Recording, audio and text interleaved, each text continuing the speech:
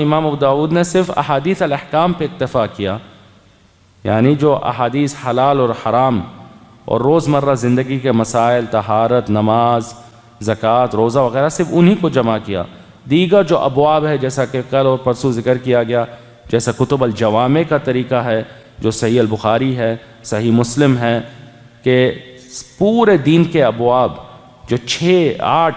8 دین کے مختلف ابواب ہے، اعتقاد، عقیدے کا باب، اور آداب، اخلاق کا باب، تفسیر، فضائل، مناقب، اشراط الساعہ، قیامت کی نشانیاں وغیرہ، یہ سنن کے کتابوں کا منہج نہیں۔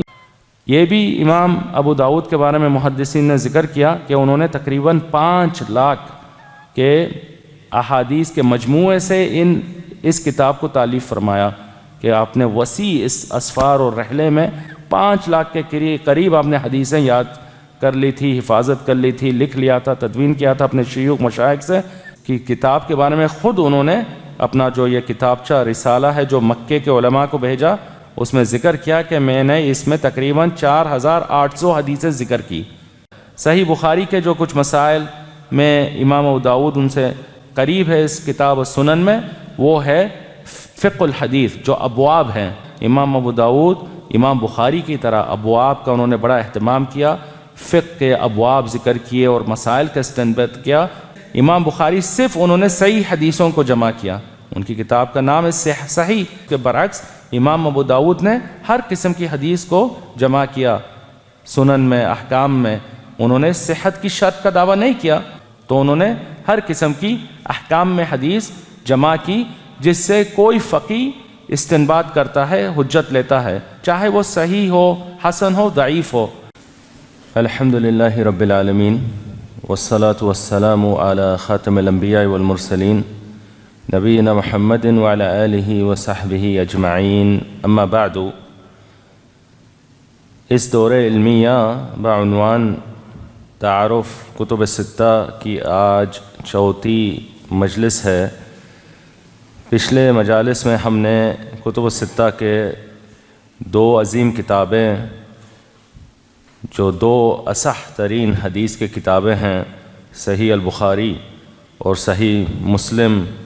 کا مختصر دراسہ سیکھا۔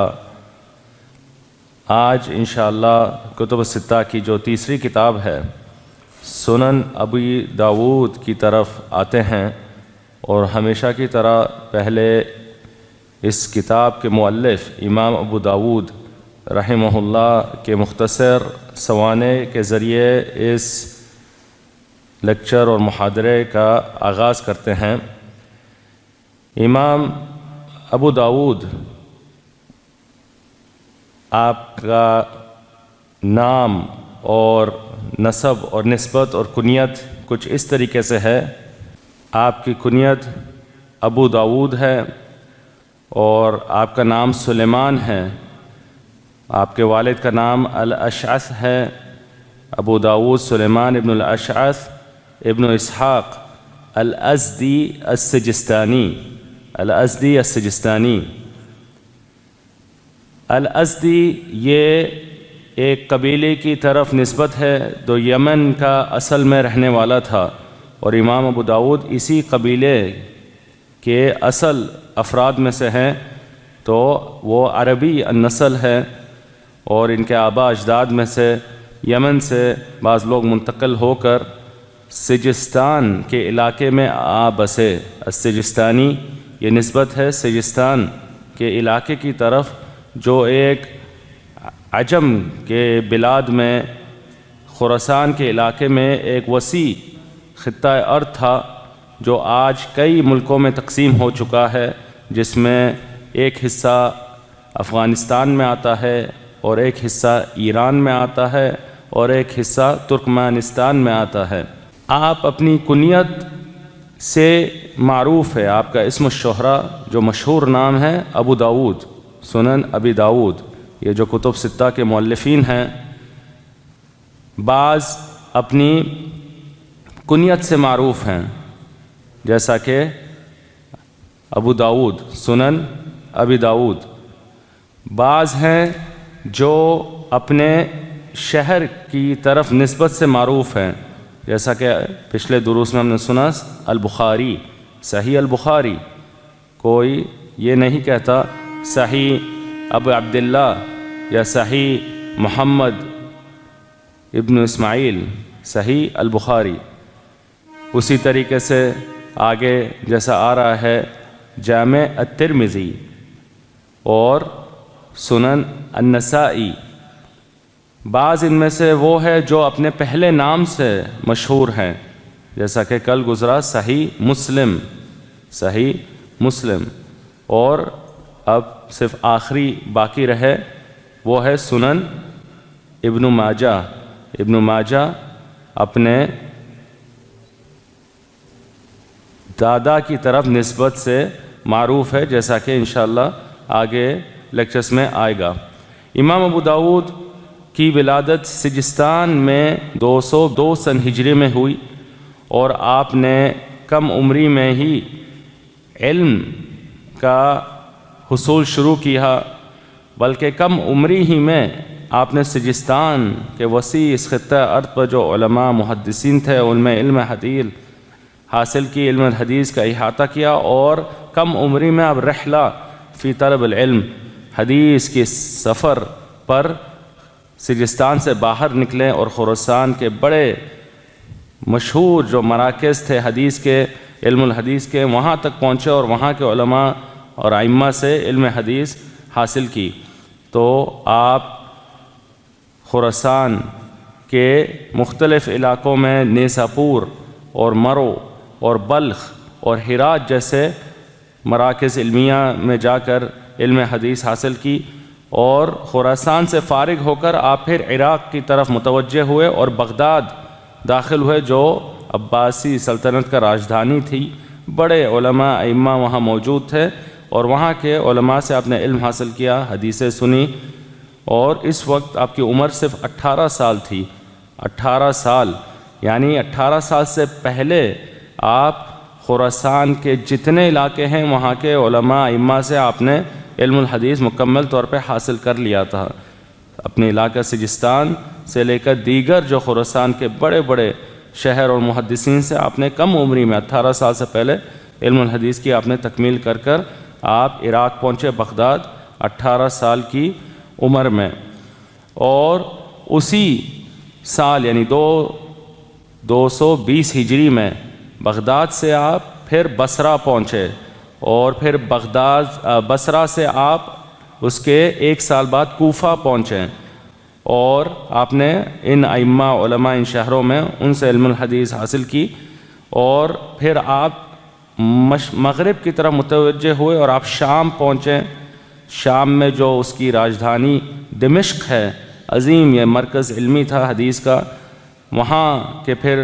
علماء سے آپ نے علم حاصل کیا۔ شام کا شاید ہی کوئی شہر ہے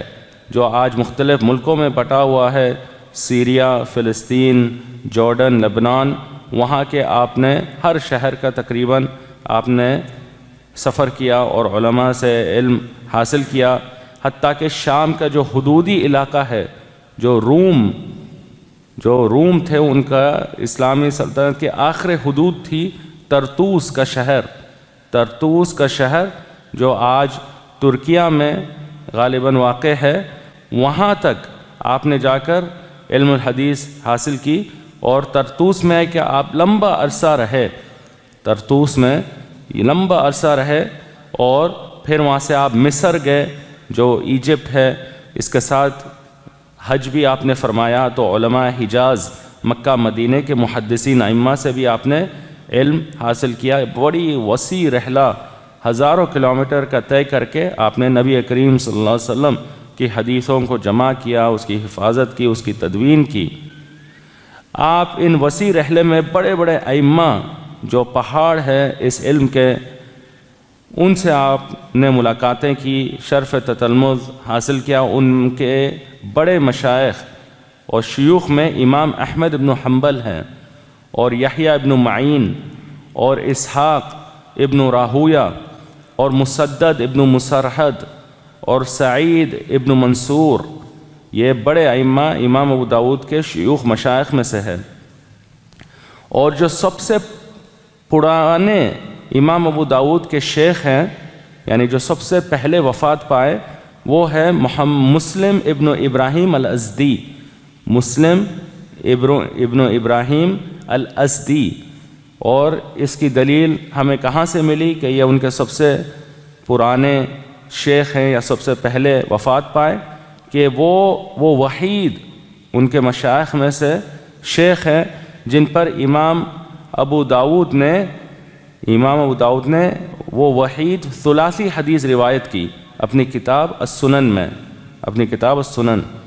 ثلاثی کا کیا مطلب؟ یعنی ائمہ حدیث کے پاس ایک اس علم کی شاخ ہے جو ثلاثیات کے نام سے معروف ہے، ثلاثیات یا رباعیات، خماسیات وغیرہ۔ ثلاثیات کا کیا معنی ہے؟ کہ مؤلف اور نبی کریم صلی اللہ علیہ وسلم کے بیچ صرف 3 راوی ہیں۔ مؤلف اس تعلق سے یہاں ابو داود اور نبی کریم صلی اللہ علیہ وسلم کے بیچ صرف 3 راوی ہے، ثلاثی ثلاثہ، 3 راوی۔ اگر 4 راوی ہے تو رباعی، 5 راوی ہے تو خماسی۔ اور جیسا کہ پہلے ذکر کیا گیا، ائمہ حدیث کے پاس علو کا ایک بہت بڑا مقام ہے، علو کے وہ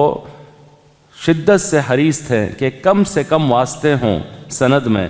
کم سے کم واسطوں کے ذریعے نبی کریم صلی اللہ علیہ وسلم تک حدیث کی روایت کیے جائے۔ جتنے واسطوں کا اضافہ ہو گیا اتنا سند میں، حدیث میں غلطی اور خطا کا امکان بڑھے گا۔ تو جتنے کم واسطے ہوں گے اتنا کم خطا اور غلطی کا امکان ہوگا۔ تو ثلاثیات جو ہیں کتب ستہ میں جو اعلیٰ سند ہے، یعنی جو سب سے چھوٹی سند ہے، وہ ثلاثی ہے۔ کسی کے پاس ثنائی سند نہیں کہ مؤلف اور نبی کریم صلی اللہ علیہ وسلم کے بیچ صرف 2 راوی ہے، یہ کسی بھی کتب ستہ کے ائمہ کے پاس نہیں۔ یہ ان سے پہلے جو ائمہ تھے ان کے پاس موجود ہے، ان کے پاس موجود ہے۔ جیسے امام مالک جو ان کی کتاب انہوں نے تالیف فرمایا الموطا، اس میں آپ کو کثیر تعداد میں ثنائی اسانید ملیں گی، کیونکہ امام مالک متقدم ہیں کتب ستہ کے ائمہ سے، بہت پہلے وہ فوت ہوئے، اتباع التابعین کے ائمہ میں سے ہے۔ تو امام مالک کی مشہور سند ہے،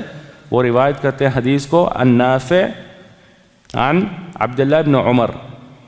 یعنی امام مالک النافع عن عبداللہ بن عمر عن النبی صلی اللہ علیہ وسلم، یعنی امام مالک اور نبی کریم صلی اللہ علیہ وسلم کے بیچ صرف 2 واسطے ہیں، نافع اور عبداللہ بن عمر، نافع اور عبداللہ ابن عمر۔ کتب ستہ کے ائمہ کے پاس اعلیٰ سند ثلاثی ہے، اور ثلاثیات میں سب سے زیادہ عدد صحیح البخاری میں ہیں، اور یہ بھی صحیح البخاری کی اعلیٰ مقام اور مرتبت کی دلیل ہے کہ کیوں صحیح البخاری تمام حدیث کتابوں کتب ستہ میں سب سے اعلیٰ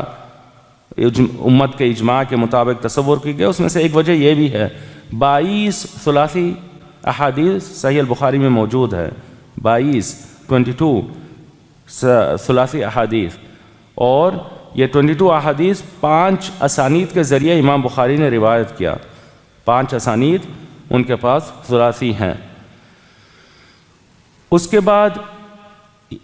امام ابو داود اپنی کتاب السنن اور امام الترمذی اپنی کتاب الجامع،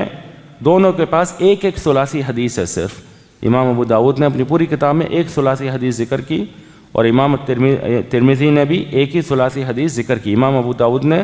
یہ جو ثلاثی حدیث ذکر کی یہ اسی شیخ پر، مسلم ابن ابراہیم الازدی پر روایت کی۔ جو امام ابن ماجہ ہے ان کے پاس 5 ثلاثیات ہیں، یعنی کتب ستہ کے ائمہ میں جو امام بخاری کے پاس جن کے پاس سب سے زیادہ ثلاثیات ہیں وہ امام ابن ماجہ، ان کے پاس 5 ثلاثی حدیثیں ہیں، مگر وہ سارے ایک ہی اسناد سے ہے، اور اسناد ضعیف ہے، وہ ایک ہی اسناد سے ہیں، اور اس میں امام ابن ماجہ کے جو شیخ ہیں اور ان کے جو شیخ ہیں یعنی صحابی سے پہلے، یہ دونوں راوی ضعیف ہے۔ اور جو امام مسلم ہیں اور امام نسائی ان کے پاس کوئی ثلاثی حدیث نہیں۔ امام مسلم کی کتاب صحیح مسلم میں، امام نسائی کی کتاب سنن نسائی میں کوئی ثلاثی حدیث نہیں، ان کے پاس اعلیٰ سے اعلیٰ سند رباعی ہے، یعنی امام مسلم کی سب سے چھوٹی سے چھوٹی جو سند ہے وہ رباعی، جس میں آپ اور نبی کریم صلی اللہ علیہ وسلم کے بیچ 4 راوی ہیں، اور اسی طریقے سے سنن النسائی۔ امام ابو داود رحمہ اللہ کے تقریباً 449 مشائخ ہیں، اساتذہ ہیں، یعنی 449 جس پر انہوں نے حدیث کا علم حاصل کیا، حدیث روایت کی، اور تقریباً سارے ہی بڑے بڑے ائمہ اور اس وقت کے دور کے بلند پائے کے محدثین تھے، اور یہ بہت بڑی بلا شک عدد ہے، تقریباً 450 کے قریب ائمۃ الحدیث پر انہوں نے حدیث روایت کی۔ ان کے نام اور سوانح امام ابو علی الغسانی الجیانی نے ایک خاص کتاب لکھی شیوخ ابو داود پر، تسمیت شیوخ ابو داود، جس میں انہوں نے امام ابو داود کے شیوخ اور ان کے سوانح جمع کیا۔ جب امام ابو داود یہ علم پر یہ اعلیٰ مقام پر فائز ہوئے تو دنیا بھر کے طلبہ حدیث ان کی طرف متوجہ ہوئے، ان کی طرف رحلہ کیا، سفر کیا اور ان سے حدیث سنی، تو ان کے بڑے تعداد میں شاگرد نکلے جو خود اپنے حق میں بڑے ائمہ محدثین ہیں۔ ان کے مشہور شاگردوں میں امام الترمذی ہے، امام ابو داود کے مشہور شاگردوں میں امام الترمذی، امام النسائی، امام ابو عوانہ الاسفرائینی، ابن ابی الدنیا، محمد بن نصر المروزی جیسے بڑے پائے کے محدثین اور ائمہ ہیں۔ امام ابو داود پر جو ثنا ہے، تعریف ہے، علماء نے ان کا جو بلند مقام حدیث اور علم الحدیث میں ذکر کیا وہ بھی بڑی تعداد میں مروی ہے۔ امام ابراہیم الحربی فرماتے ہیں کہ اولینا لی ابی داود الحدیث کما اولینا لی داود الحدید، اولینا لی ابی داود الحدیث کما اولینا لی داود الحدید، کہ اللہ تعالیٰ نے ابو داود، امام ابو داود کے لیے حدیث ایسی ہی نرم کیا جیسے اللہ تعالیٰ نے داود کو، یعنی داود علیہ السلام کو حدید یعنی لوہا نرم کیا۔ اللہ تعالیٰ نے قرآن مجید میں فرمایا وَلَقَدْ آتَيْنَا دَاوُودَ مِنَّا فَضْلًا يَا جِبَالُ أَوِّبِي مَعَهُ وَالطَّيْرَ وَأَلَنَّا لَهُ الْحَدِيدَ، کہ ہم نے داؤد علیہ السلام کو اپنی طرف سے فضل دیا اور ہم نے ان کے لیے جو سونا جو لوہا ہے وہ بھی ہم نے ان کے لیے نرم کیا۔ تو محدثین نے یہ مشہور بات کہی کہ جیسا داؤد کے لیے لوہا نرم کیا گیا، اللہ تعالیٰ نے امام ابو داود کے لیے حدیث کو نرم کیا، یعنی آسان کی۔ انہوں نے حدیث کو آسانی سے اور ان کی ذہانت، فطانت، محنت سے، اللہ کی توفیق سے انہوں نے احادیث کی تدوین کی، حفاظت کی اور اس کو انہوں نے نشر اشاعت کی۔ امام ابن حبان رحمہ اللہ فرماتے ہیں ابو داود احد ائمۃ الدنیا فقہا وعلما وحفظا، کہ امام ابو داود مسلمانوں کے بڑے اماموں میں سے ہے، اس روح ارض پر ہر دین کے باب میں، فقہ میں، علم میں اور حفظ احادیث میں، علم میں، ہر فنون میں اور فقہ میں، دین کی سمجھ میں، جو فقہ قرآن و سنت سے نکالا جاتا ہے محدثین کے طریقے پر، اہل حدیث کے مکتب فکر منہج پر، وہ ان سب میں امام ہیں۔ امام الحاکم رحمہ اللہ فرماتے ہیں ابو داود امام اہل الحدیث فی عصرہ بلا مدافعہ، کہ امام ابو داود اپنے دور میں اہل حدیث کے ائمہ میں سے تھے، اہل حدیث کے امام میں سے ائمہ اور امام تھے، اس میں کوئی ادنا سا بھی شک نہیں۔ آپ رحمہ اللہ کی وفات بصرہ شہر میں ہوئی، امام ابو داود کی وفات بصرہ شہر میں ہوئی 275 ہجری میں، 275 ہجری میں، یعنی آپ نے تقریباً 73 سال کی زندگی پائی۔ آپ نے کئی ساری کتابیں تالیف فرمائی، آپ نے تالیف فرمائی، جس میں سب سے مشہور ترین کتاب السنن ہے،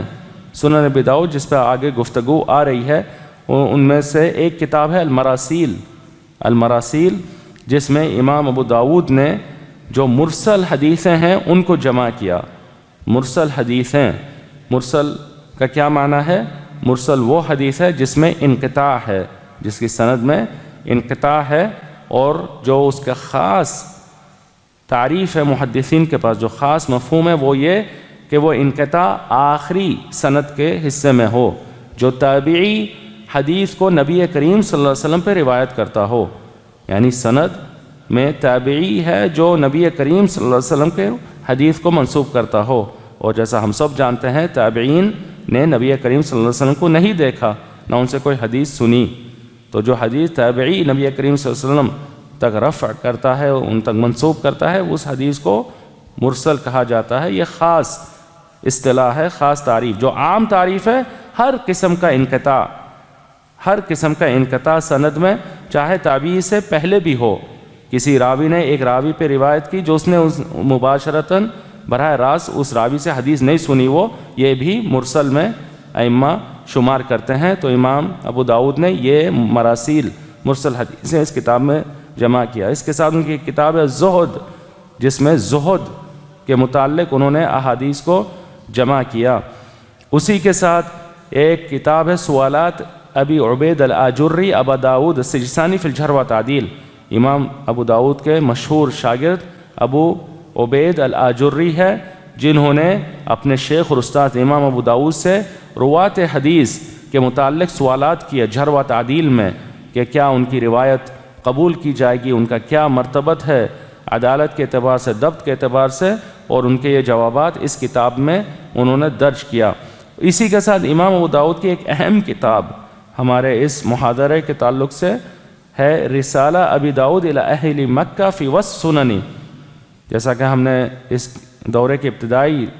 لیکچر میں فرمایا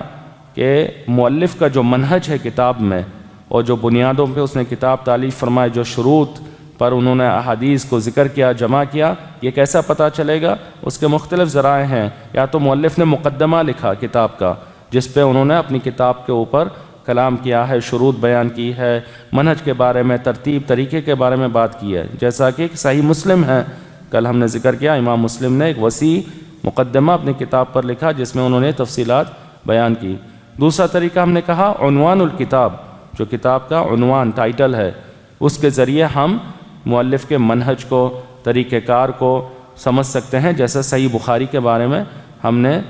سیکھا۔ تو تیسرا ذریعہ ہم نے بیان کیا کہ مؤلف ایک علیحدہ کتاب لکھتا ہے، علیحدہ کتاب لکھتا ہے کسی وجہ کی بنیاد پر، جس میں اپنی اس کتاب کے بارے میں تفصیلات دیتا ہے۔ تو وہ یہاں امام ابو داؤد کے بارے میں ہے کہ انہوں نے جب اپنی کتاب السنن تالیف فرمائی تو مکے کے جو محدثین تھے، علماء حدیث، ان کو جب یہ کتاب پہنچی، انہوں نے امام ابو داؤد کو خط لکھا اور ان سے سوالات دریافت کیے کہ آپ اپنی سنن، یہ جو کتاب آپ نے تالیف فرمائی ہے، اس کے بارے میں اپنے منہج اور طریقہ کار اور اپنے شروط وغیرہ پر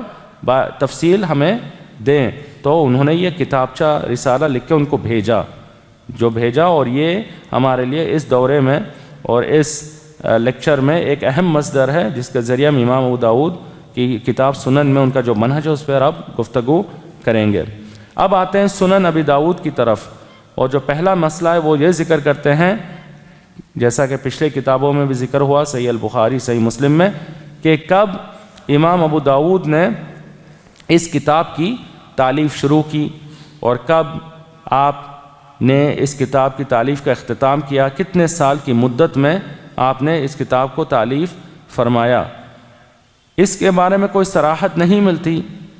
امام ابو داؤد کی طرف سے خود کوئی بیان نہیں کہ آپ نے اس سن میں شروع کیا یا آپ نے اس سن میں مثلا فراغت کی، اتنی مدت میں آپ نے تالیف فرمائی، مگر کچھ دلائل ہے جس کے ذریعے ہم یہ بات کا استنباط کر سکتے ہیں۔ جو واضح طور پہ نظر آتا ہے وہ یہ کہ امام ابو داؤد نے اس کتاب کو بہت کم عمری میں تالیف فرمایا، جو ان کی زندگی کا اول حصہ اس میں تالیف فرمایا۔ اس کی دلیل یہ ہے کہ امام ابو داؤد نے کتاب السنن تالیف فرما کر اپنے عظیم شیخ اور استاد امام اہل سنت والجماعہ امام احمد بن حنبل رحمہ اللہ کو پیش کیا کہ وہ کتاب کا مراجعہ کریں اور اس کو دیکھ کر اپنی رائے سے نوازیں۔ تو امام ابو داؤد نے کتاب کو پڑھ کر اسے کتاب کو پسند کیا اور کتاب کو ایک بہترین کتاب انہوں نے شمار کی۔ امام احمد بن حنبل کب فوت ہوئے؟ 241 ہجری میں، 241 ہجری میں۔ تو اگر ہم یہ کہیں کہ امام احمد پر امام ابو داؤد نے ان کی وفات سے تقریباً 5 سال پہلے یہ کتاب پیش کی ہوگی، 5 سال پہلے یہ کتاب پیش کی ہوگی۔ کیوں؟ کیونکہ امام احمد رحمہ اللہ کے جو آخری زندگی کے سال ہیں وہ جو اعتزال اور معتزلہ نے ان پر جو اپنا جبر اور قوت کے ذریعے ان کو گھر بند کر دیا تھا اور ان کو تدریس وغیرہ سے منع کر دی تھی، اور امام احمد خود رحمہ اللہ لوگوں سے علیحدہ ہو گئے تھے، تو یہ آخری سالوں میں لگتا نہیں کہ امام ابو داؤد وہاں امام احمد تک پہنچ پائیں یا ان پر یہ پوری کتاب پڑھ سکیں۔ تو یہ تقریباً سمجھیں کہ ان سالوں سے پہلے ہی امام ابو داؤد نے یہ کتاب امام احمد تک پہنچائی ہوگی، ان پہ پڑھا ہوگا۔ تو فرض کر لیتے ہیں کہ 5 سال پہلے وفات تک یہ واقع پیش آیا ہوگا، تو اس کا مطلب 236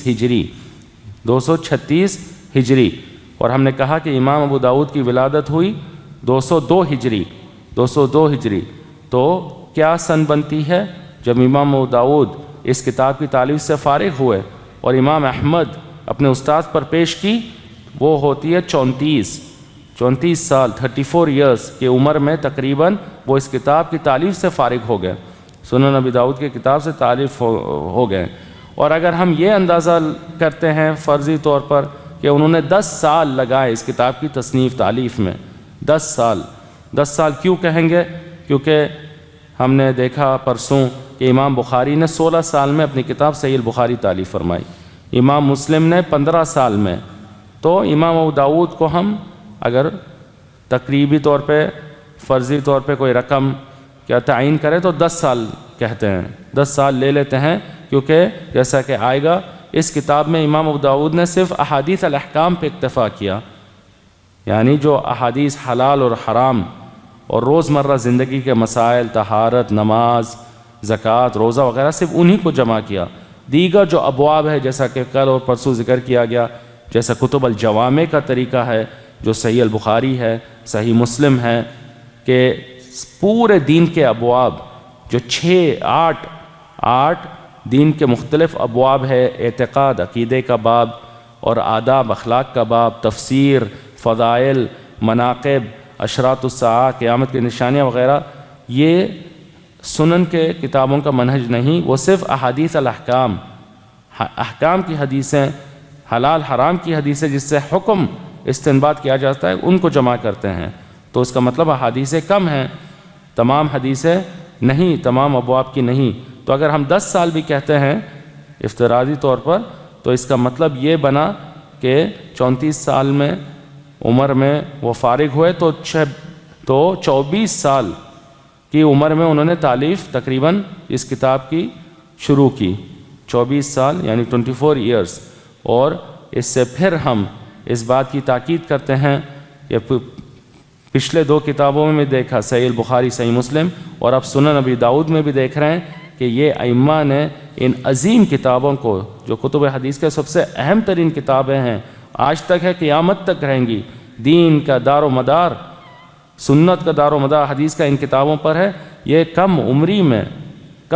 میں انہوں نے یہ تالیف شروع کیا کتابوں کی۔ تو اس سے ہم سب کو یہ درس ملتا ہے کہ ہم بھی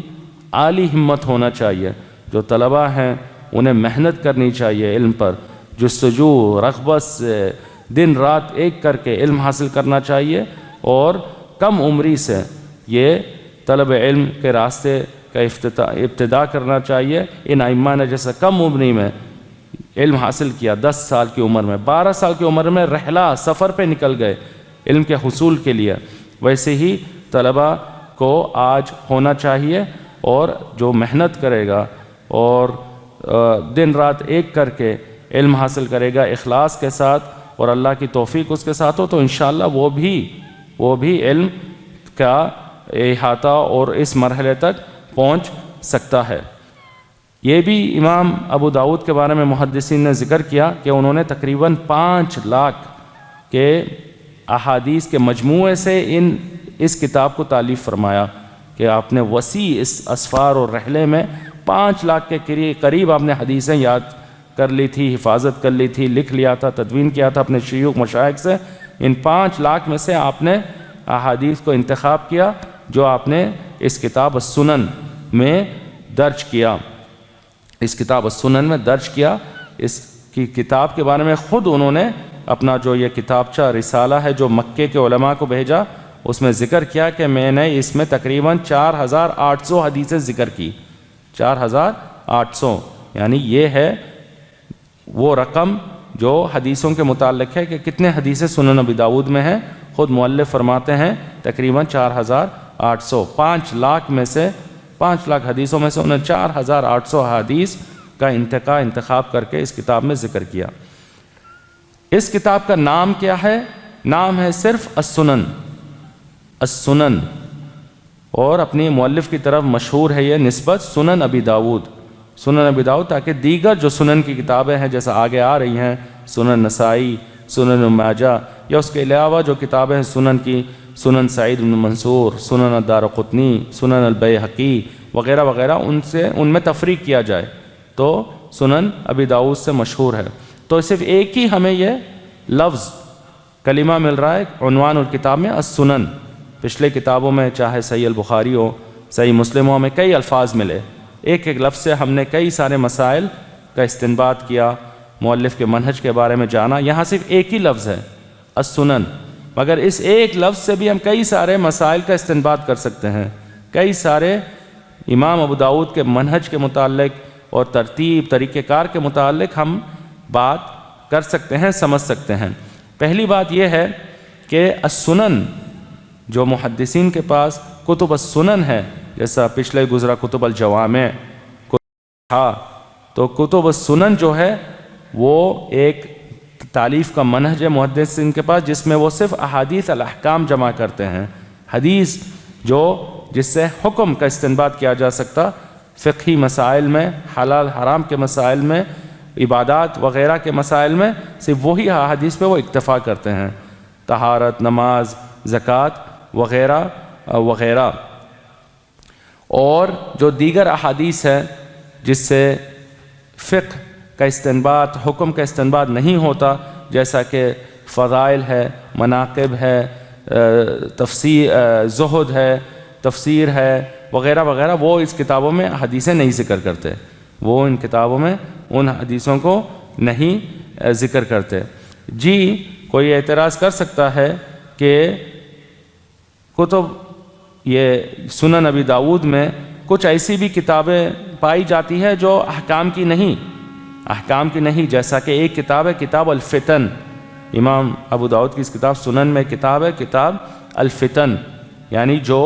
آزمائشیں، فتنے ہوں گے قیامت سے پہلے، اس کا باب، اس میں انہوں نے اس متعلق حدیثیں جمع کی۔ ظاہر بات ہے یہ احکام میں نہیں آتا، نہ اس سے کوئی فقہی استنباط کیا جاتا ہے۔ ویسی ہی ایک کتاب ذکر کی المہدی، کتاب المہدی، جو قیامت کی نشانیوں میں سے ہے، مہدی کے متعلق احادیث کو جمع کیا۔ یہ بھی عقیدے کا مسئلہ ہے، یہ حلال حرام احکام کا مسئلہ نہیں،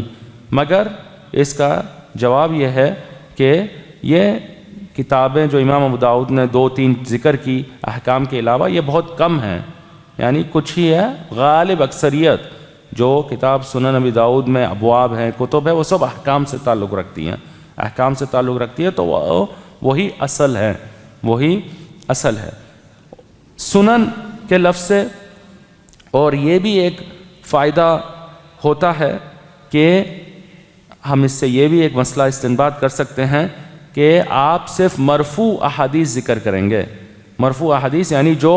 جس کی سندیں نبی کریم صلی اللہ علیہ وسلم پر ختم ہوتی ہیں، جو نبی کریم صلی اللہ علیہ وسلم کی طرف منسوب ہیں، یعنی جو موقوف حدیثیں ہیں، مقطوع حدیثیں ہیں، آثار ہیں صحابہ تابعین کے، وہ اس کتاب میں نہیں ذکر کریں گے۔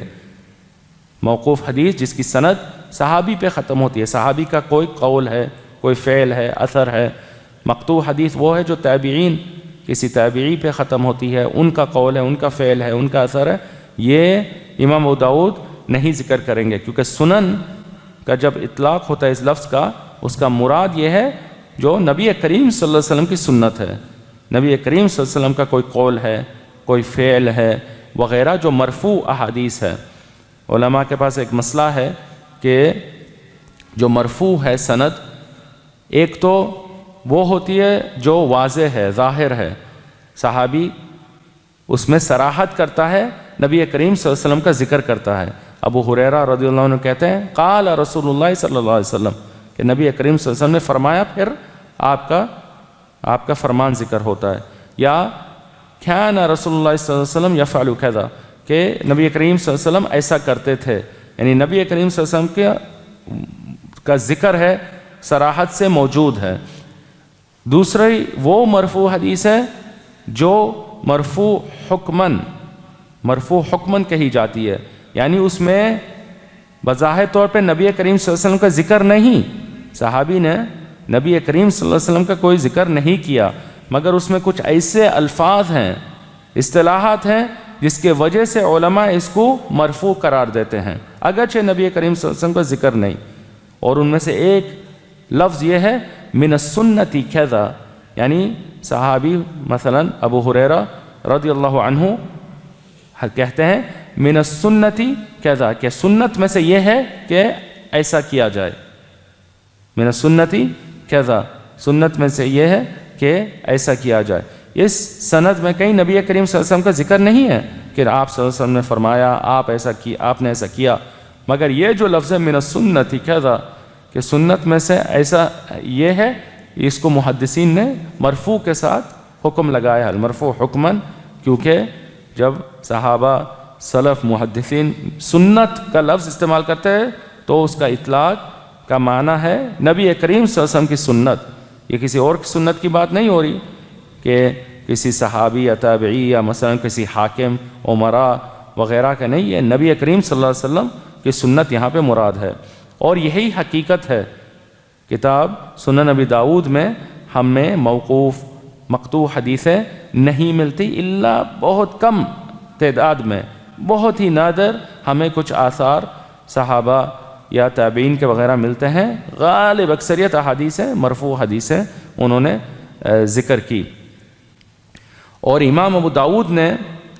اس مسئلے کی خود صراحت کی، جو اپنا رسالہ لکھا کتابچہ مکے کے علماء کی طرف، اس میں انہوں نے اس مسئلے کی خود صراحت کی کہ وہ مرفوع احادیث جمع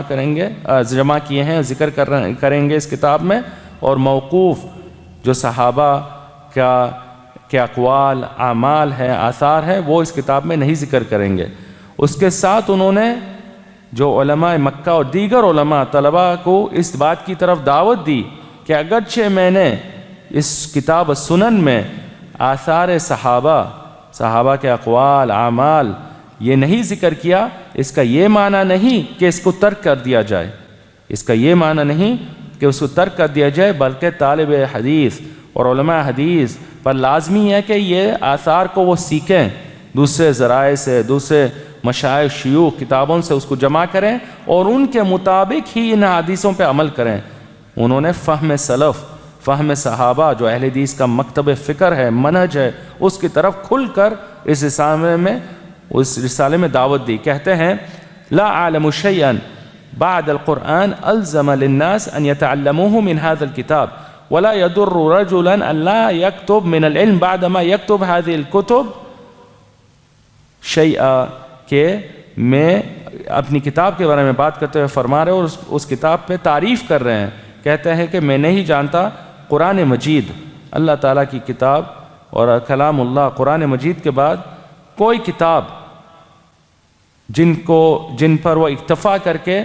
ان کے لیے کافی ہوگا، الا کہ یہ کتاب جو میں نے تالیف فرمائی سنن نبی داؤد، کہ اگر ان کے پاس قرآن ہے اور سنن نبی داؤد ہے تو ان کے پاس غالب احکام، دین کے حلال حرام کے مسائل ان کے پاس موجود ہیں، اس کے دلائل موجود ہیں، قرآن سے حدیث سے دلائل اس کے موجود ہیں۔ پھر اس کے بعد وہ فرماتے ہیں اپنے اس بات کے متعلق کہ وَيُجِعْبُنِي أَنْ يَكْتُبَ الرَّجُلُ مَعَ هَذِهِ الْكُتُبِ مِنْ رَائِ أَصْحَابِ النَّبِي صلی اللہ علیہ وسلم، اور مجھے یہ بات پسند ہے اور میں اس طرف علماء طلباء کی توجہ فرماتا ہوں کہ میری اس کتاب کے ساتھ وہ آثار صحابہ کے اقوال افعال کو بھی جمع کر لیں، صحابہ کے اقوال افعال کو بھی جمع کر لیں، اور اس سے انہوں نے فہم سلف جو منہج اہل حدیث کا تمیز اور جو ان کا مکتب فقہ اس کی طرف دعوت دی کہ وہ فقہ الصحابہ اور فہم سلف کے مطابق ان حدیثوں پر عمل کریں اور ان حدیثوں سے مسائل کا استنباط کریں۔ اس کلام سے واضح ہوا کہ امام ابو داود موقوف مقطوع آثار صحابہ تابعین وغیرہ کے فہم اور اقوال اعمال کو اس کی اہمیت دیتے تھے، اور مگر اس کے باوجود اس کتاب میں ان کی جو شرط ہے، بنیاد ہے، وہ یہ کہ صرف مرفوع حدیثیں ذکر کریں گے۔ یہاں پہ اور ایک مسئلہ ہے امام ابو داود کی اس کتاب کے متعلق کہ انہوں نے پوری کوشش کی کہ جو اصول ہے احکام کے حدیثوں کا اس کو جمع کیا جائے، یعنی جتنے احادیث الاحکام کے اصولی حدیثیں ہیں ان کو جمع کر دیا جائے۔ پوری کوشش کی کہ اس کا احاطہ ہو کہ احادیث الاحکام کے اصولوں میں سے کوئی حدیث نہ چھوٹے۔ اور یہ بات پہ دھیان دیجئے کہ ہم نے کہا اصول احادیث الاحکام، یہ نہیں کہا احادیث الاحکام، کہ امام ابو داود نے یہ دعویٰ نہیں کیا کہ انہوں نے سارے احکام کی حدیثوں کو جمع کر دیا ہے، سارے حدیث کے احکام کے حدیثوں کو جمع کر دیا، کیونکہ وہ سینکڑوں ہیں، بلکہ انہوں نے جو اصولی احکام کی حدیثیں، بنیادی حدیثیں ہر باب میں، طہارت کے باب میں، طہارت کے مختلف جو ابواب ہے، وضو، غسل، تیمم وغیرہ، نماز کی کتاب میں جو اہم جو مختلف ابواب ہیں، اس میں انہوں نے بنیادی اصولی حدیثیں جمع کر دی ہیں، اور کوشش کی کہ ان کا احاطہ کیا جائے، ان میں سے کوئی حدیث نہ چھوٹے۔ مگر ظاہر بات ہے ہر بشر کی طرح ان سے کوئی چیز چھوٹ بھی جانے کا امکان ہے، مگر انہوں نے پوری کوشش کی کہ جو اصولی حدیثیں ہیں احکام کی ہر باب میں وہ انہوں نے جمع کر دی ہے۔ اسی لیے انہوں نے ہر باب میں صرف 2 یا 3 ہی حدیثوں پہ اکتفا کیا، یعنی ہر باب میں جیسے کتاب الطہارہ میں وضو ہے، غسل ہے وغیرہ، اس میں انہوں نے سارے احکام کی حدیثیں نہیں بلکہ جو بنیادی حدیثیں ہیں 2 3 وغیرہ اسی پر انہوں نے اکتفا کیا، جو اصولی ان مسائل میں حدیث ہے۔ کہتے ہیں اپنے اس رسالے میں، کتابچے میں جو علماء مکہ کو بھیجا، وَلَا عَارِفُ أَحَدًا جَمَعَ عَلَى الْإِسْتِقْصَاءِ غَيْرِي، کہ میں کسی کو نہیں جانتا مجھ سے پہلے علماء حدیث میں جنہوں نے احادیث الاحکام کو استقصاء کے ساتھ جمع کیا، یعنی کوشش کی کہ ان کے احاطہ ہو، کوئی حدیث نہ چھوٹے۔ یہ میں نے ہی پہلی مرتبہ اس کتاب السنن میں میں نے اس کو جمع کیا ہے۔ اور اس سے یہ بھی پتہ چلا کہ ان کے منہج میں سے ایک منہج ہے اختصار کا اس کتاب میں، اگرچہ عنوان میں مختصر جیسے صحیح بخاری کے ٹائٹل میں تھا، صحیح مسلم میں تھا، یہاں نہیں موجود ہے، مگر اس کلام سے، ان باتوں سے یہ بھی پتہ چلتا ہے کہ ان کا بھی منہج اختصار کے ساتھ کتابوں کو تالیف فرمانا، کیونکہ انہوں نے صرف اصولی حدیثوں پہ اکتفا کیا، 2 3 حدیثیں وغیرہ ہی جو اصل ہے اسی کو انہوں نے ذکر کیا، اگرچہ ان کے پاس 5 لاکھ کا حدیثوں کا ذخیرہ موجود تھا، اس میں سے انہوں نے یہ بنیادی حدیثوں کو احکام میں انتخاب انہوں نے کیا۔ اس میں یہ بھی ایک چیز ہے اختصار کے متعلق کہ وہ حدیث کی تکرار نہیں کرتے، یعنی برعکس امام بخاری کے، امام مسلم کے جو حدیثوں کا انہوں نے تکرار کیا، ایک حدیث کو کئی مرتبہ انہوں نے مختلف ابواب میں ذکر کیا، امام ابو داود نے اس رسالے میں ذکر کیا ہے کہ وہ حدیثوں کا تکرار نہیں کریں گے اختصار کے لیے کہ کتاب لمبی نہ ہو، الا کہ کوئی فائدہ، کوئی زیادہ موجود ہے، یعنی یا تو اسناد میں کوئی فائدہ زیادہ ہو یا متن میں، لفظ میں کوئی فائدہ زیادہ ہو تو ہی وہ تکرار کریں گے حدیث کا، بلا فائدہ حدیث کا تکرار نہیں کریں گے۔ اسی کے ساتھ انہوں نے اس رسالے میں یہ بھی فرمایا کہ وہ جو لمبی حدیثیں ہیں، لمبی حدیثیں جو کئی مختلف مسائل پر مشتمل ہے، اس کا بھی وہ اختصار کریں گے، اس کا بھی اختصار کر کے جو موطن الشاہد ہے صرف اس پہ اکتفا کریں گے۔ موطن الشاہد کا کیا مطلب؟ کہ جو باب باندھا ہے لمبی حدیث، اس میں مثلاً 5 مسئلے ہیں، 10 مسئلے ہیں، جو باب باندھا ہے ایک مسئلے کے متعلق، بس اس کا ہی وہ فقرہ ذکر کریں گے حدیث کا، پوری لمبی حدیث نہیں وہ ذکر کریں گے، تاکہ طالب علم، طالب حدیث، علماء حدیث پر اپنی تدریب بھی ہو کہ فقہ کا کیسا استنباط کیا جاتا ہے دلیل سے، حدیث سے فقہ کیسا استنباط کیا جاتا ہے۔ بلا شک اگر وہ مکمل حدیث ذکر کریں جس میں 5-10 مسئلے ہیں تو یہ مشکل ہوگا کہ یہ مسئلہ جو باب میں ہے وہ کہاں سے نکالا گیا، مگر جب صرف موطن الشاہد پہ اکتفا کیا، صرف اتنا ذکر کیا جو بالکل باب سے تعلق رکھتا ہے، تو واضح ہے کہ انہوں نے کہاں سے یہ مسئلہ استنباط کیا اور کہاں سے نکالا۔ اس کے ساتھ اختصار کا اور ایک پہلو، یہ سب اختصار کے متعلق یہ ان کا منہج کے تابع آتا ہے کہ انہوں نے یہ سب مسائل کے ذریعے کتاب کو مختصر بنایا۔ اور ایک مسئلہ اختصار کا یہ ہے کہ تعلیق، معلق حدیث، جیسا پچھلے محاضرات میں گزری، مؤلف سند کی شروع سے کچھ حصہ حذف کرتا ہے چہ جائے آخر سند تک۔ معلقات کثیر تعداد میں امام بخاری کی کتاب میں موجود ہیں، صحیح مسلم میں بہت کم ہیں، اور جو سنن ابی داؤد ہے اس میں بھی معلق حدیثیں کافی ہیں، معلق حدیثیں کافی ہیں۔ کئی حدیثوں میں امام ابو داؤد نے تعلیقاً ذکر کیا، ان کی اسانید کو حذف کر دی۔ یہ بھی ایک اختصار کا جانب ہے کہ کتاب لمبی نہ ہو، انہوں نے حدیثوں کا شروع کا حصہ وغیرہ حذف کیا۔ کتنی حدیثیں اس کتاب میں ہیں؟ جیسا کہ فرمایا، خود اس رسالے میں جو علماء مکہ کو لکھا انہوں نے ذکر کیا کہ میری اس کتاب میں 4800 حدیثیں ہیں، 4800، اور یہ تقریبی اندازے پر گنتی کی ایک رقم ہے، اور عرب کا طریقہ بھی تھا کہ وہ جو چھوٹے رقم ہے وہ جو بڑے رقم کی طرف پھیر دیتے تھے۔ چھوٹے رقم یعنی جو 10 اور 20 وغیرہ ایسے ہیں، وہ بڑا رقم 4800 حدیثیں ہیں۔ مگر جو کتاب سنن ابی داؤد چھپی ہے اور مختلف ایڈیشن میں جو محققین ہیں، ایڈیٹرز، انہوں نے اپنے طرز پہ رقمیں لگائی حدیثوں کی، تو جو مشہور اس میں طبعات ہے اس میں تقریباً 5274 حدیثیں ہیں، 5274 یعنی 5274۔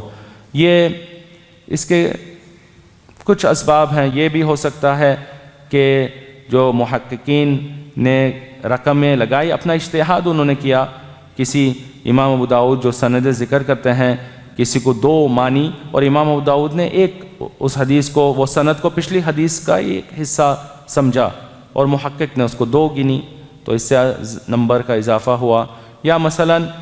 امام ابو داؤد کا یہ جو رقم انہوں نے ذکر کیا 4800، وہ مکرر حدیثوں کے علاوہ یعنی تکرار کے بغیر، اور محقق جو ہے ترکیب لگاتا ہے تو ہر حدیث پہ لگاتا ہے چاہے مکرر ہو یا نہیں، 1 2 3، تو یہ تکرار کے ساتھ یہ رقم ہے۔ المہم یہ سب ارقام قریب ہیں، یعنی 5000 کے آس پاس اس کتاب میں حدیثیں ہیں، 5000 کے آس پاس احادیث الاحکام کی بنیادی حدیثیں اس کتاب میں ہیں۔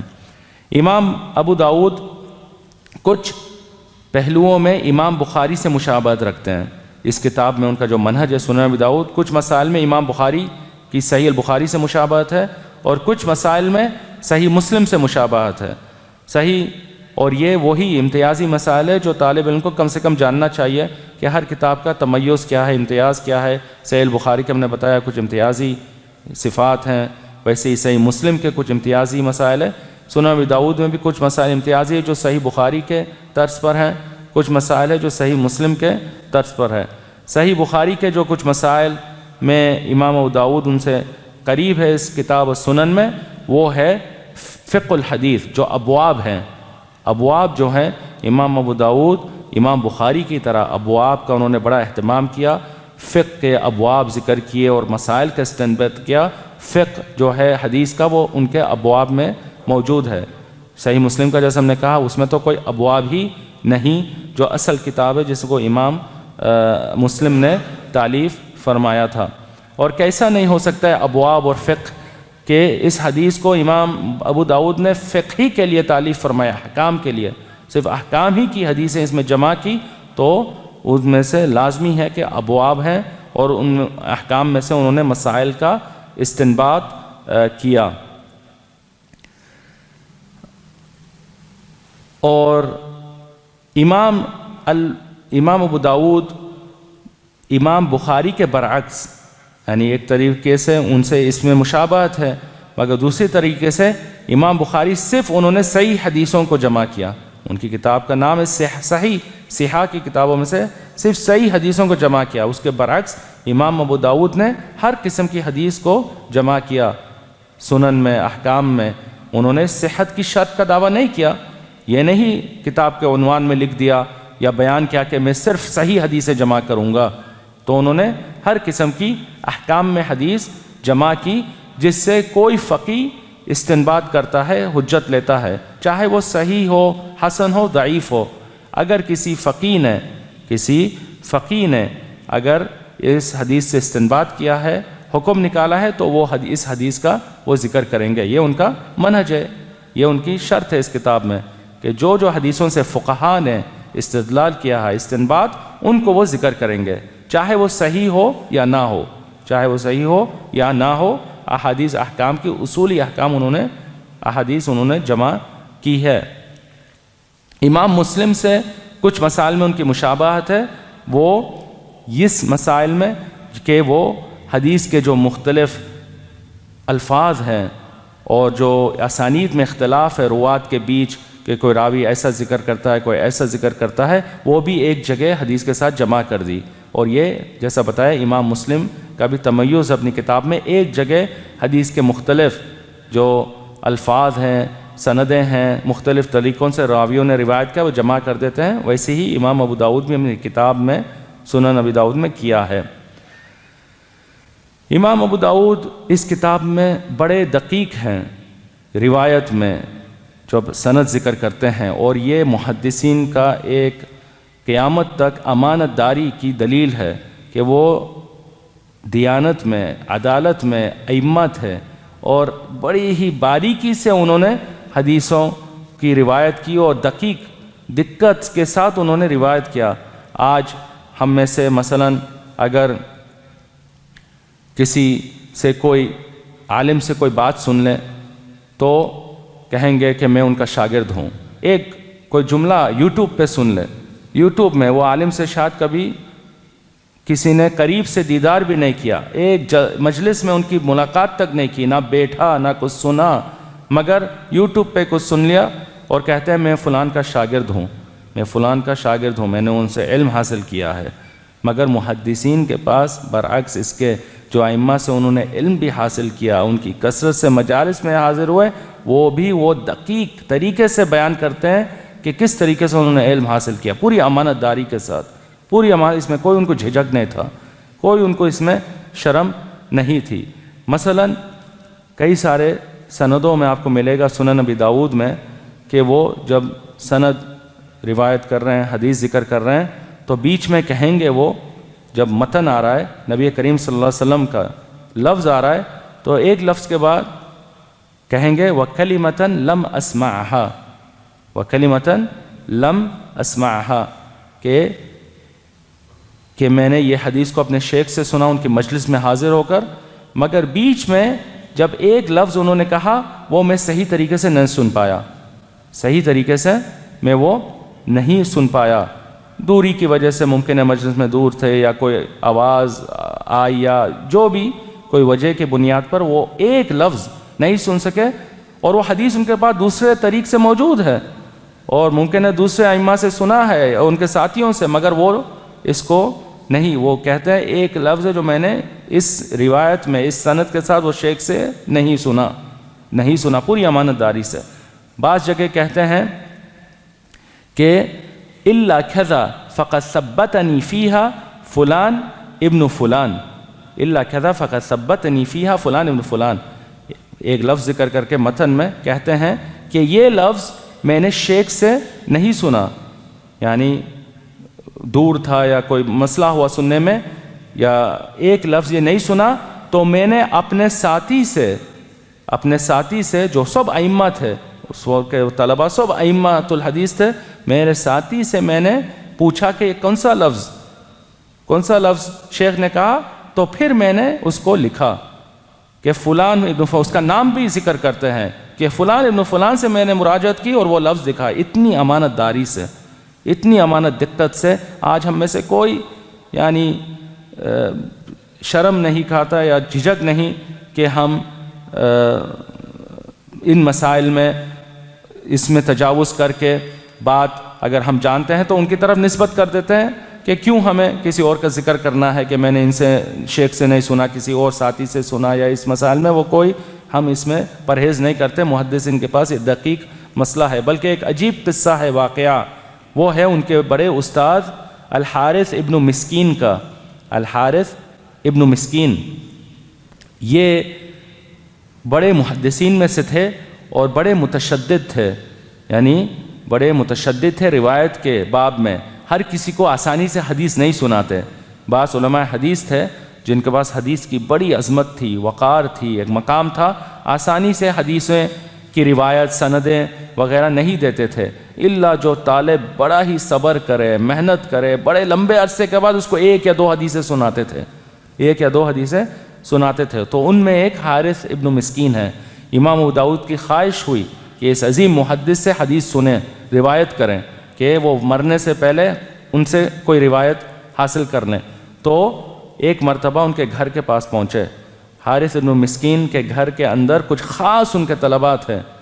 جو بڑے صبر، تحمل اور برداشت کے بعد اس مرحلے تک پہنچے کہ حارث ابن مسکین ان کو کچھ حدیثیں سناتے تھے۔ تو امام ابو داؤد گھر کے باہر بیٹھے، دیوار کے پیچھے گھر کے باہر بیٹھے اور کان لگا کے سنیں اور حدیثیں جو سنی ان سے وہ لکھی۔ جب یہ حدیثیں روایت کی، اگر ہم میں سے کوئی ہوتا تو سیدھا کہتا کہ ہم اپنے شیخ استاد حارث بن مسکین سے سنیں، یعنی ہم تو یوٹیوب ہزاروں کلومیٹر دور جو عالم سے کبھی ملے تک نہیں دیکھے، وہ بھی ایسی ہم کرتے ہیں کہ ہم فلان سے سنیں، فلان کے شاگرد ہیں، فلان سے سیکھیں۔ مگر امام ابو داؤد اور محدثین اتنے امانت دار، دقیق تھے، جب انہوں نے یہ حدیث روایت کی تو یہ نہیں کہا حدثنا الحارث بن مسکین، سمعت الحارث بن مسکین، اخبرنا الحارث بن مسکین، کہ حارث بن مسکین نے ہم سے روایت کیا، وہ نہیں ذکر، حالانکہ وہ حدیث سن لی، مگر یہ نہیں کہا قرئ علیہ وانا شاہد، قرئ علیہ وانا شاہد، کہ حارث بن مسکین پر حدیث پڑھی گئی، یعنی جو شاگرد ان کے گھر میں تھے جس نے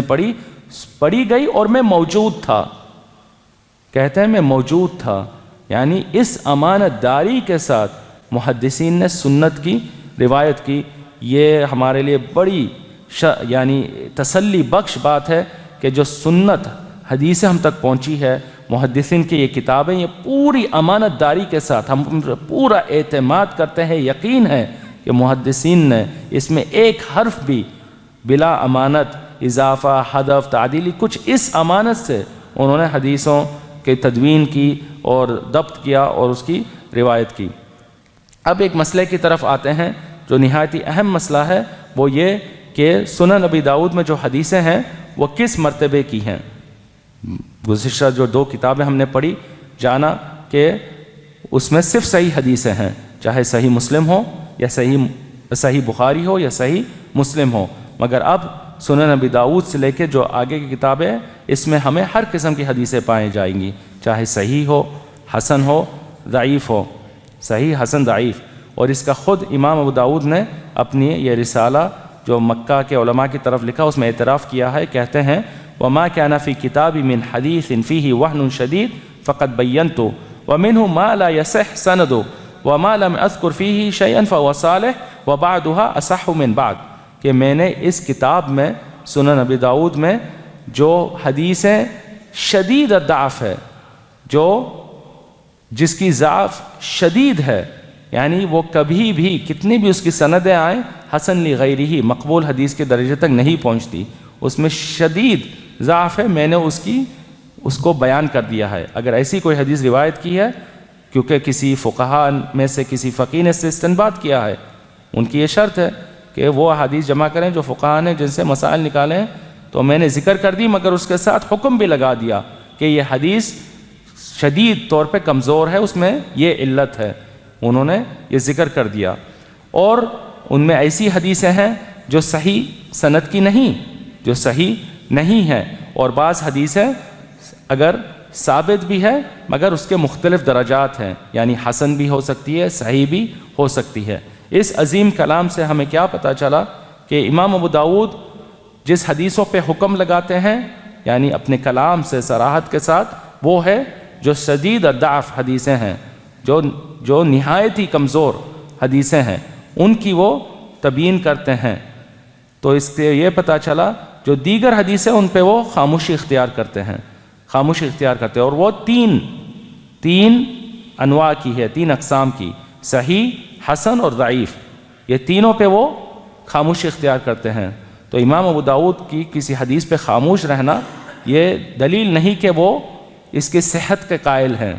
کہ وہ اس کو صحیح قرار دیتے ہیں، کیونکہ خود یہ کلام ہے، بلکہ وہ صحیح بھی ہو سکتی، حسن بھی ہو سکتی، ضعیف بھی ہو سکتی۔ ضعیف یعنی یسیر الضعف، جس کی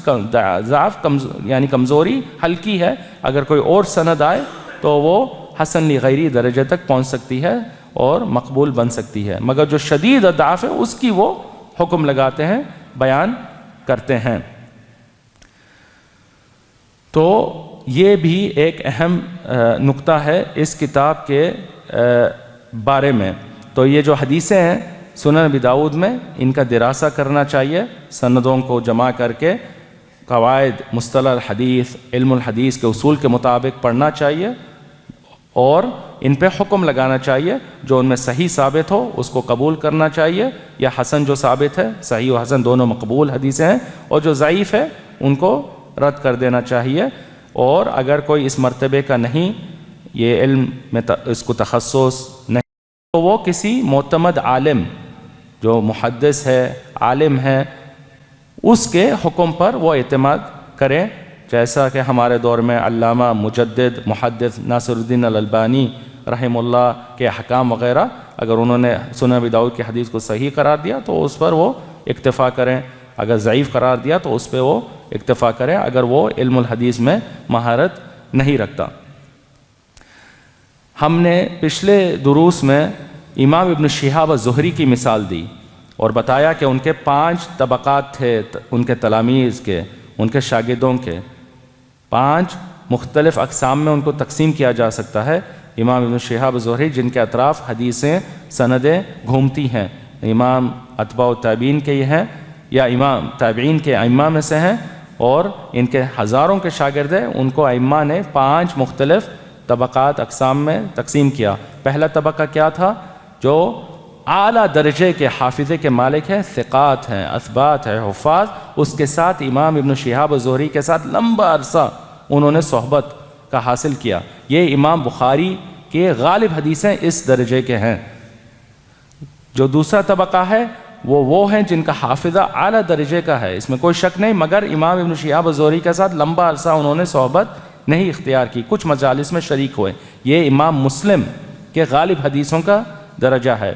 اب آتے ہیں تیسرے اور چوتھے طبقے کی طرف۔ تیسرے اور چوتھے طبقے، تیسرا طبقہ کیا ہے؟ تیسرا طبقہ وہ ہے جو یہ امام ابن شہاب الزہری کے شاگرد ہیں، وہ سب سے اعلیٰ درجے کے حافظے کے مالک نہیں۔ ان میں کچھ ائمہ جرح و تعدیل نے کچھ کلام کیا، بعض نے ان کو ثقہ قرار دیا کہ یہ قوی حافظے کے مالک تھے، اور بعض نے ان پہ کچھ جرح کلام کیا کہ ان کے حافظے میں کچھ اخطاء زیادہ تھیں، غلطیاں وغیرہ زیادہ تھیں۔ تو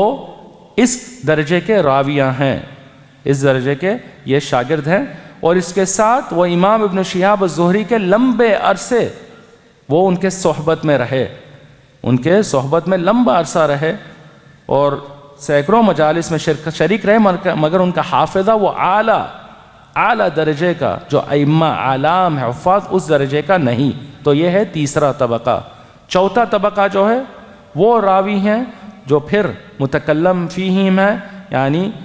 ان کے بعض ائمہ نے توثیق کی ثقہ اور بعض نے ان پہ جرح کی، ان کا حافظہ اعلیٰ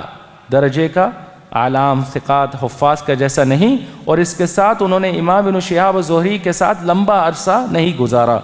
لمبا عرصہ صحبت میں نہیں گزارا، کچھ ہی مجلس انہوں نے سنی۔ تو یہ ہے چوتھی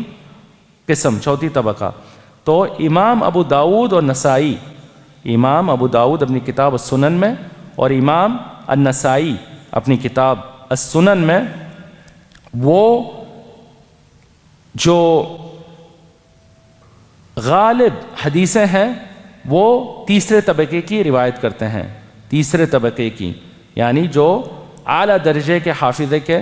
مالک نہیں تھے مگر اس شیخ کے ساتھ انہوں نے ایک لمبا عرصہ صرف کیا، لمبی صحبت میں رہے۔ تو یہ ہے امام ابو داؤد اور نسائی کے غالب حدیثیں۔ اور امام الترمذی،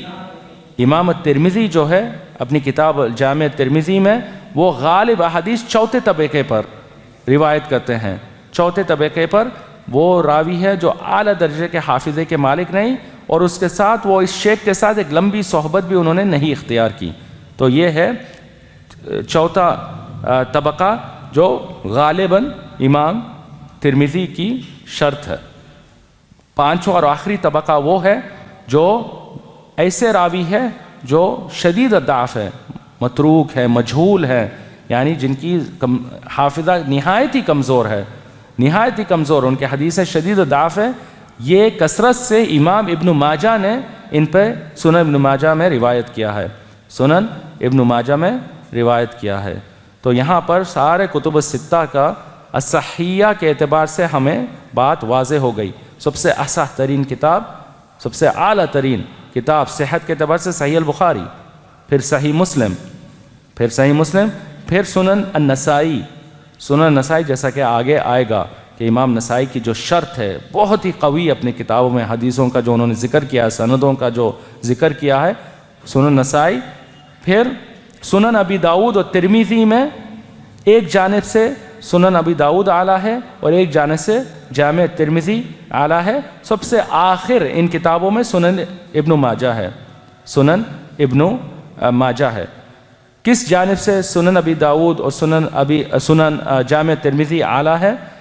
کہ امام ابو داؤد نے،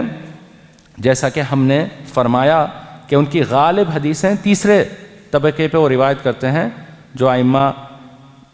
جو روات اعلیٰ درجے کے حافظے کے نہیں مگر انہوں نے لمبی صحبت اختیار کی، اور وہ جو دیگر حدیثیں ہیں وہ چوتھے طبقے پر روایت کرتے ہیں، چوتھے طبقے پر جو اعلیٰ درجے کے حافظ نہیں اور اس کے ساتھ انہوں نے لمبی صحبت اختیار نہیں کی مگر وہ اس پہ خاموش رہتے ہیں۔ امام ابو داؤد یہ چوتھے طبقہ جو ہے ان کی حدیث روایت کر جیسا اب بھی سنا ہم نے، خاموش رہتے ہیں، خاموشی اختیار کرتے ہیں۔ امام الترمذی برعکس، ان کی غالب حدیثیں چوتھے طبقے کی ہیں، چوتھے طبقے کی ہیں، جن کا حافظہ اتنا اعلیٰ نہیں اور شیخ کے ساتھ لمبی صحبت نہیں اختیار کی، مگر وہ یہ چوتھے طبقے کی حدیثیں جو غالب روایت کرتے ہیں اس پہ حکم لگاتے ہیں، خاموشی نہیں اختیار کرتے۔ امام ترمذی کا تمیز آئے گا ان کی کتاب کے متعلق کہ انہوں نے ہر حدیث پہ حکم لگایا ہے، ہر حدیث پہ حکم لگایا ہے، اور یہ بات کمزوری اگر کچھ ہے سند میں، راویوں میں ذکر کر دی ہے۔ تو اس طریقے سے کبھی امام ابو داؤد کو ائمہ نے فوقیت دی کہ انہوں نے غالب تیسرے طبقے پر حدیث روایت کی، اور کبھی انہوں نے جامع ترمذی کو فوقیت دی کہ اگرچہ امام ترمذی نے چوتھے طبقے پر روایت کی مگر اس کا حکم لگا دیا ہے۔ تو ان دونوں پہلو میں مقارنہ، کبھی سنن ابی داؤد کو اقوا کسی محدث نے قرار دیا، عالم نے، اور کبھی جامع الترمذی کو۔ اچھا، یہاں یہ بھی ایک اہم مسئلہ ہے، سوال، کہ ائمہ السنن، کتب السنن کے جو مؤلفین ہیں، سنن ابی داؤد، جامع ترمذی، سنن نسائی، سنن ماجہ، انہوں نے کیوں ضعیف حدیث کی روایت کی، کیوں ذکر کیا؟ یعنی کیوں صرف صحیح حدیثوں پہ اکتفا نہیں کیا؟ کیا یہ نہیں جانتے تھے کہ یہ حدیثیں ضعیف ہیں؟ یہ ائمہ ہے، محدثین، پہاڑ ہے اس علم کے، پورا ان کو علم تھا، پورا علم تھا کہ یہ حدیث ضعیف ہے، یہ حدیث ضعیف ہے، کمزور ہے۔ اس کے باوجود بھی پھر انہوں نے یہ حدیث کی کیوں ذکر کیا اور کیوں انہوں نے روایت کی؟ وہ اس کے ہم مختلف جوابات دے سکتے ہیں۔ پہلا جواب یہ ہے کہ جو ضعیف حدیث انہوں نے ذکر کی، جیسا ابھی بیان کیا گیا، جو شدید الضعف، جو نہایت ہی کمزور حدیث ہے یا جو موضوع جھوٹ ہے، وہ انہوں نے اس پہ حکم لگا دیا ہے۔ انہوں نے خالی حدیث روایت کر کے آگے نہیں بڑھی، امانت کے ساتھ بیان کر دیا ہے کہ یہ حدیث شدید الضعف ہے۔ تو جو باقی ضعیف حدیث ہے جو یسیر الضعف، اس پہ خاموشی اختیار کیوں کی؟ کیونکہ ضعیف یسیر الضعف ایسی حدیث ہے جو اگر اس کی ایک سے زائد سند آئے، مختلف سندیں آئیں، تو وہ تقویت پا کر حسن لغیرہ بنتی ہے، جو مقبول حدیث میں شمار کیا جاتا ہے۔ تو ممکن ہے ان کو کوئی دوسری سند نہیں ملی، مگر بعد میں آنے والوں کو ممکن ہے اس حدیث کی کوئی دوسری سند مل سکتی ہے دیگر حدیث کی کتابوں میں، تو انہوں نے اس احتمال پر یہ ضعیف حدیثوں کا ذکر کیا۔ یہ پہلا جواب ہے۔ دوسرا جواب یہ ہے کہ ان ائمہ نے کتب السنن کے مؤلفین نے اپنے اوپر یہ شرط لگائی کہ وہ احکام کی حدیثیں ذکر کریں جن سے فقہا نے استنباط کیا ہے، اعتماد کیا ہے۔ یہ شرط نہیں لگائی کہ صحیح حدیثیں ذکر کریں۔ انہوں نے اپنے ٹائٹل میں نہ صحیح ذکر کیا، نہ مقدمے میں صحیح ذکر کیا، انہوں نے یہ ذکر کیا کہ سنن کی کتابیں ہیں۔ کسی بھی فقیہ نے فقہا میں سے اگر مسئلے کا استنباط کیا حدیث سے، وہ ان کی شرط ہے کہ ہم ذکر کریں گے، چاہے وہ اس فقیہ سے مخالف بھی ہو اس مسئلے میں، اور وہ حدیث کو جانتے ہیں کہ ضعیف ہے اور یہ موقف کمزور ہے، مگر ان کی شرط ہے کہ جو ان حدیثوں سے فقہا نے استنباط کیا وہ ہم ذکر کر دیں گے، وہ ہم ذکر کر دیں گے۔ اور انہوں نے صحیح حدیث جمع کرنے کا صرف دعویٰ نہیں کیا، تو ان پہ کوئی ملامت بھی نہیں۔ ملامت جب ہوگی جب کوئی شرط باندھے، کوئی دعویٰ کرے کہ میں صرف صحیح حدیثیں اس کتاب میں ذکر کروں گا، عنوان لکھ دے صحیح، مقدمے میں کہے میں صحیح حدیث ہے، اور اس کے باوجود اس کی پھر اس شرط کی مخالفت کرے اور ضعیف حدیثیں ذکر کرے، یہ ہے ملامت کی وجہ۔ جب انہوں نے یہ دعویٰ ہی نہیں کیا، یہ شرط ہی نہیں لگائی، تو کوئی ملامت کی یہاں پہ گنجائش نہیں۔ تیسری وجہ یا تیسرا جواب یہ ہے کہ ائمہ حدیث، محدثین، یہ فقہاء المحدثین، یہ مسلک اہل حدیث، منہج اہل حدیث کے سب سے بڑے ائمہ ہیں، یہ ان کا یہ مسلک تھا، منہج، اور جو اہل حدیث ان کا مسلک ہے کہ جو ضعیف حدیث ہے وہ آراء رجال سے بہتر ہے۔ ضعیف حدیث بھی ہو مگر کسی آدمی کی عقل کے مطابق، رائے کے مطابق فتوے سے بہتر ہے۔ یعنی ہم ضعیف حدیثیں شدید ضعف کی نہیں بات کر رہے ہیں جو نہایت ہی کمزور ہے موضوع، ہم جو ضعیف یسیر ضعف، جو کمزوری اس کی ہلکی ہے، وہ ائمہ کے پاس موقف تھا کہ وہ ضعیف یسیر ضعف آراء اور رجال قیاس سے افضل ہے۔ آراء اور رجال علماء کے اپنی رائے، فتویٰ، اس سے بہتر نبی کریم صلی اللہ علیہ وسلم کا فرمان ہے، اگرچہ اس میں کوئی کمزوری ہو، کچھ ضعف ہو۔ اور ایک قاعدہ ہم ذکر کرتے ہیں جو کافی ہے اس باب میں، جو لوگ یہ سوال کرتے ہیں کہ کیوں ائمہ نے یہ حدیثیں ضعیف روایت کی ذکر کیا۔ علماء محدثین کے پاس ایک قاعدہ تھا جس پہ وہ چلتے تھے، بار بار ذکر کرتے ہیں، من اسند لک فقد احالک، من اسند لک فقد احالک، کہ جس نے اسناد ذکر کر دی اس نے تمہیں راستہ دکھا دیا اور وہ اپنے ذمہ داری سے بری ہو گیا۔ محدثین کا یہ قاعدہ ہے کہ سند ذکر کر دینا عہدہ اور ذمہ داری سے برات کا اعلان ہے۔ انہوں نے قاری کو، طالب کو اندھیرے میں نہیں چھوڑا، سند ذکر کر دی، سند میں وہ علت موجود ہے، جو راوی ضعیف ہے وہ موجود ہے آپ کے سامنے، اگر انقطاع ہے وہ موجود ہے آپ کے سامنے، آپ کو انہوں نے راستہ دکھا دیا۔ اب آپ کی سمجھ کے اوپر ہے کہ آپ یہ سمجھتے ہیں یا نہیں، آپ کے پاس اتنا علم ہے یا نہیں، آپ یہ جانتے ہیں یا نہیں کہ راوی یہ ضعیف ہے یا نہیں، اس میں انقطاع ہے یا نہیں۔ انہوں نے امانت کے ساتھ آپ کو راستہ دکھا دیا، سند ہی دلیل ہے کہ اس میں ضعف ہے، سند آپ کے سامنے ہے اور دلیل ہے کہ اس میں ضعف ہے، ان کو کہنے کی اس کوئی ضرورت نہیں۔ تو من اسند لک فقد احالک، یہ ان کا قاعدہ ہے جس پر تمام محدثین عمل کرتے ہیں اور چلتے ہیں۔ اس کے بعد ختام پر سنن ابی داؤد کے کچھ اہم خدمات جو علماء نے کچھ کتابیں لکھی اس کی خدمت میں، اس کا ذکر کرتے ہیں۔ شروع سے شروع کرتے ہیں، شروح جو کتاب ائمہ نے لکھی اس عظیم کتاب سنن ابی داؤد کے شرح میں، تو سب سے اقدم ترین شرح سنن نبی داؤد کی وہ ہے معالم السنن، معالم السنن امام الخطابی کی، امام الخطابی کی جو 388 ہجری میں فوت ہوئے۔ ہم نے ذکر کیا کہ صحیح البخاری کی بھی سب سے پرانی اقدم شرح اسی امام یہ محدث نے لکھی، امام الخطابی اعلام الحدیث، اور یہاں پر سنن نبی داؤد کی سب سے اقدم ترین شرح معالم السنن لکھی۔ ان شروحات میں ایک شرح ہے تہذیب السنن، تہذیب سنن نبی داؤد و ایضاح علل و مشکلاتی، امام ابن قیم الجوزیہ رحمہ اللہ کی جو شیخ الاسلام تیمیہ رحمہ اللہ کے بڑے شاگرد تھے، ان کی شرح ہے، اور یہ حاشیے کے طور پر ہے، یعنی انہوں نے بعض حدیثوں کی شرح کی، بعض کو نہیں کی، جو اہم جگہوں پر انہوں نے محسوس کیا کہ یہاں پہ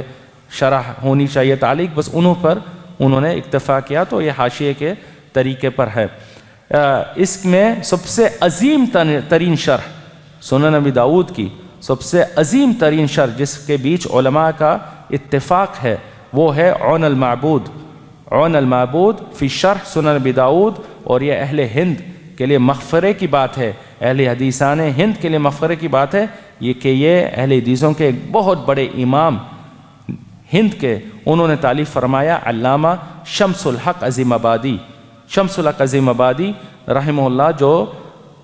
1329 ہجری میں فوت ہوئے۔ یہ شیخ الکل فی الکل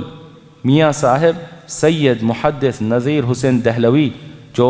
سلفی دعوت اہل حدیث منہج مسلک کے امام ہیں، مجدد ہے بر صغیر میں، ان کے یہ بڑے شاگرد تھے، عظیم آباد شہر کے تھے جو آج پٹنہ ہے،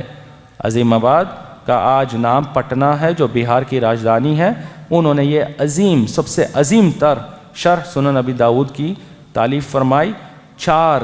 جلدوں میں یہ شرح ان کی زندگی میں چھپی، پھر باقی عرب ممالک سے ایڈٹ ہو کر اب کئی سینکڑوں جلدوں میں وہ چھپتی ہے۔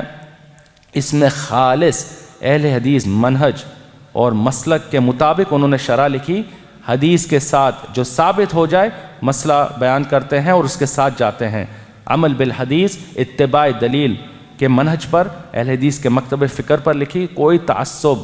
کسی مذہب کی طرف، کوئی تقلید کسی امام کی اس میں کہیں آپ کو نہیں ملے گی، حدیث ثابت ہو جائے تو وہ ہمارا مذہب ہے، وہ ہمارا موقف ہے۔ اور یہ کتاب کو انہوں نے ایک ان کی اور عظیم کتاب غایۃ المقصود،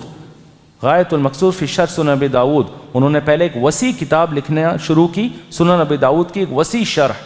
غایۃ المقصود فی شرح سنن نبی داؤد، وہ تقریباً 25 سے زیادہ جلدیں اس کی لکھ دی ہے، 25 سے زیادہ ضخیم جلدیں، اور وہ کتاب ابھی شاید آدھی یا اس سے زیادہ تک پہنچے، تو ان کو احساس ہوا کہ یہ لمبی ہو گئی ہے اور اب زندگی کا کوئی بھروسہ نہیں، تو اس کا اختصار کرنا چاہیے، اس کا اختصار، تاکہ کتاب کی کوئی مختصر شرح تو مکمل ہو جائے، تو انہوں نے اس کا یہ اختصار عون المعبود کیا 4 جلدوں میں جو چھپی۔ غایۃ المقصود افسوس سے یہ سمندر جو تھا علم کا، اہل حدیث مسلک منہج کا، اس عظیم امام علامہ کا یہ علم، یہ کتاب ضائع ہو گئی، جو تقسیم ہند کا فتنہ اور کا جو مسئلہ پیدا ہوا، ان کے آبا ان کے اولادوں میں جب یہ کتاب کے قلمی نسخے ان کے ہاتھ سے لکھے ہوئے پہنچے اور تقسیم ہند کا فتنہ ہوا، تو پٹنہ میں خوب فسادات وغیرہ ہوئے، لوگوں نے ان کا جو قدیم بہترین متمیز مایہ ناز مکتبہ تھا اس میں کافی بربادی ہوئی، اور ان کے سینکڑوں کتابیں افسوس سے ضائع ہو گئی، جس میں غایۃ المقصود کا تقریباً پورا حصہ ضائع ہوا، صرف 3 جلدیں ہم تک پہنچی، 3 جلدیں، یعنی پہلی جلد، دوسری جلد صرف کتاب الطہارہ پہ مشتمل ہے، اور تیسری جلد میں کچھ کتاب الصلاۃ کے ابتدائی حدیثوں کی شرح ہے۔ 3 جلدوں میں انہوں نے صرف کتاب سنن نبی داؤد کی پہلی کتاب الطہارہ اور صلاۃ کا بس کچھ شروع کے حصے کی شرح کی، بس یہی 3 جلدیں ہم تک پہنچی، جو الحمدللہ مطبوع ہے، باقی کتاب ضائع ہو گئی۔ اس کے ساتھ اور جو خدمات ہیں ان میں سے شیوخ ابی داؤد، امام ابو داؤد کے جو شیوخ ہیں جن پہ انہوں نے حدیثیں اس کتاب میں روایت کی، ان کا نام جمع کرنا، ان کی سوانح اس میں کتاب گزر چکی ہے، تسمیہ شیوخ ابی داؤد، جو امام ابی علی الغسانی الجیانی نے تالیف فرمائی۔ اس کے ساتھ ایک خدمت یہ ہے کہ جو شیوخ کے علاوہ دیگر رجال ہے یعنی شیوخ کے ساتھ دیگر جو رجال سندوں میں جو آتے ہیں سنن ابی داؤد کے، رجال ابی داؤد پہ کتاب تالیف فرمانا، یہ ہم نے جیسا کہا پچھلے صحیح بخاری کے بارے میں، صحیح مسلم کے بارے میں، ائمہ نے کتب الستہ کے رجال کو جمع کیا، ان کے سوانح لکھی، جو کتب ستہ کے اسانید میں جو روات آتے ہیں ان میں سے سب سے بہترین عمدہ کتاب، اصل کتاب تہذیب الکمال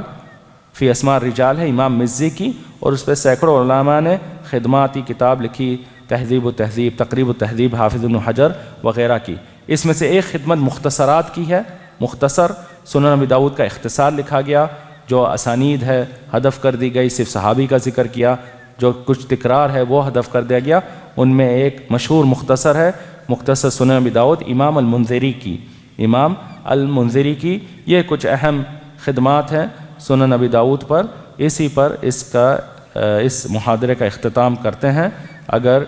کسی کے پاس کوئی سوال ہے جو آج باتیں ذکر کی گئی ہیں اس متعلق تو وہ کر سکتا ہے۔ اگر کوئی سوال نہیں تو یہاں پر اختتام کرتے ہیں۔ واللہ تعالی عالم، وصلی اللہ وسلم علی نبینا محمد وعلی آلہ وصحبہ وسلم تسلیما کثیرا۔